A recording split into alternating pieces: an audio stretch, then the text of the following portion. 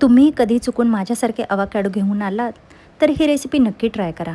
Guarantee देऊन सांगते की तुम्ही याचे फॅन होऊन जाताल आणि परत परत अवाकॅडो घेऊन येताल. तसे तर अवाकॅडोला स्वतःची चव नसतेच. सर्वात अगोदर त्याचा गर काढून घ्या आणि फोर्कने मॅश करून घ्या.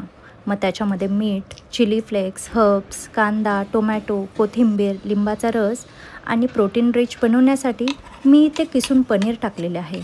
तुम्ही स्क्रम्बल्ड एगही वापरू शकता. हे सगळं चांगले मिक्स करा. ब्रेड टोस्ट करून घ्या. तयार मिक्सर ब्रेडवर इव्हनली पसरवा. वरून काळे पांढरे तीळ स्प्रिंकल करा.